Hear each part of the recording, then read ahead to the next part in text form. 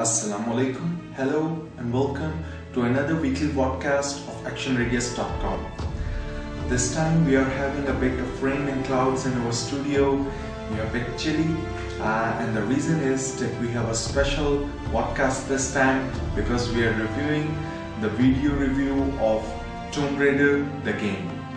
Tomb Raider reinvents a series which had been going downhill for quite some time now, and the developers had been rigorously prototyping to get the right feel out of the series for many years now, and in the end they have emerged with a technically astounding masterpiece. Crystal Dynamics' hard work is impossible to deny with this title, as they pay close attention to everything from keeping the spirit of adventure and creating a believable atmosphere, and finally fine-tuned this title to perfection. The game's story outlines Lara Croft's first adventure, which made her choose archaeology as her profession. She, with a team of ragtag group of friends, is out to find a mystical island near Japan where once a Sun Queen ruled the island. They do reach it eventually, but get shipwrecked and separated there. The game wastes no time in throwing you in the face of danger. Now it's up to Lara to not only fight her own survival, but also that of her rest of the crew. The game's story slowly unveils the truth about the survivors or scavengers on the island, but what the game never covers is the relation or role of most of the crew members that Lara is supposed to care about. This is where the Tomb Raider comic book comes in, which is part of the survival edition of the game, and I think it is essential to read it as it reveals the history of how Lara's crew come about, their motives, and explains how the crew interacts with each other in the game. In short, the comic book gives them a very required backstory which is otherwise missing in the game. Coming back to the actual game, you will find Lara in some of the most intense situations that Tomb Raider series has ever thrown her into. The origin story sets the stage for an inexperienced Lara. She is hungry, she is alone, she is scared, and she is desperate. Unlike other games which tell you about these emotions or show you a movie clip about it, Tomb Raider's success is based on the fact that the game pushes you through these emotions and makes you feel the pain, whether it's rebars going through the Lara's ribs, or she is closing her open wounds via heated metal arrow, or falling down the trees. These are just painful scenes that are not solitary cutscenes but continue throughout the game, making you really feel the pain that Lara is going through. And as a consequence, her every success gives you a real feeling of accomplishment, making it truly a well thought out adventure. Tomb Raider world is crafted as an open world, but the game will seldom force you into backtracking or force you to figure out any other way, which is again a unique game design. You are free to explore a lot using a big island setting, but still keep the original feel of a linear games which keep the game more focused on story. The campsites act as a fast way to travel around already visited locations on the island, but doing so is purely optional. You will eventually unlock new items, new skills, new upgrades and weapons. And if you really want 100% completion, then you need to travel back and complete those areas which were inaccessible before because you didn't have the appropriate upgrades or items at that time.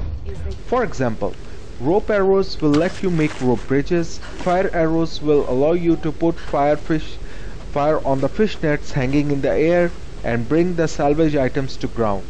The salvage can then be used to again upgrade your weapons, so the whole open world approach increases the gameplay hours over an incredibly well designed and lengthy game.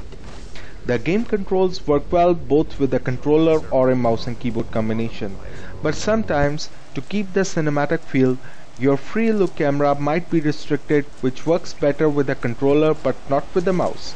But those are such small moments when camera gets locked that it is an ignorable flaw. The game graphics are beautiful, and although colors may not be as saturated as other games, but do set the right tone of despair and life or death struggle that the game constantly puts you in. The most beautiful thing about the game graphics do remain stress effects here. Console gamers will sadly never get to experience it, but PC gamers are sure to enjoy the most realistic hair design in any game ever. Press FX allows Lara's each hair strand to stand out and flow silky smooth as it would appear more like in an ad of a shampoo. The animations of the game are some of the most organic I have seen. Assassin's Creed 3 also featured such an animation system which adapts to the world around you. For example, how his foot works on branches of the tree was quite different than how it would look when walking on the street.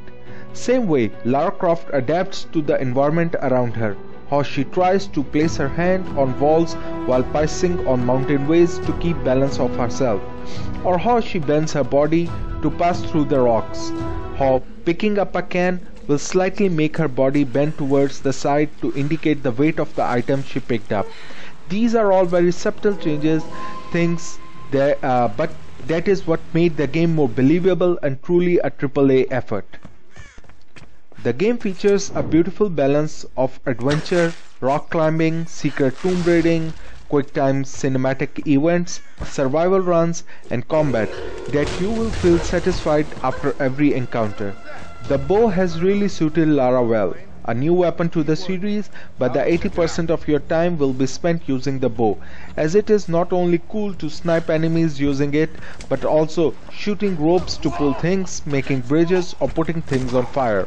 All are accomplished by this new weapon. The game for the first time featured a multiplayer mode also, but it's pretty standard team versus team affair which does use some of the landscape climbing features, but it is mostly just about shooting each other, which is pretty much standard multiplayer affair. The game was good enough to get away without any multiplayer mode, but the developers still put it there and it's just a cherry on the top, even though it's nothing innovative as the rest of the game. Tomb Raider is living proof that Lara is far from dead. Crystal Dynamics have made a beautiful masterpiece, and even though people may consider me as a Lara fanboy, but I truly feel that as a professional that it would be a crime to pick any flaws in this game. Whether it's from basic human emotions of fear, hope and will, of survival shown on Lara's face, or the most optimum use of destructible environment as a dynamic playable level design. In just every aspect of this truly is an exceptional title which will remain in our minds for many years to come. It not only sets a new standard for just adventure games, but also sets a new benchmark in quality to target in all AAA video games. This is truly an unmissable experience. Coming to next segment of our podcast, the weekly giveaway. Last week's winner for Serious Sam 3 is Mati. You are requested to contact us to receive your copy. For this week's giveaway, our question is: what is the name of the celebrity that did the Arabic voiceover for Lara Croft in Tomb Raider? You can find the answer on the blog, so just leave the answer in the comment and you could win one copy of Steam version of Anomaly Warzone Earth. So, we will meet you next time. Thank you for joining us for this week's podcast. Allah Hafiz. Take care. Assalamu alaikum.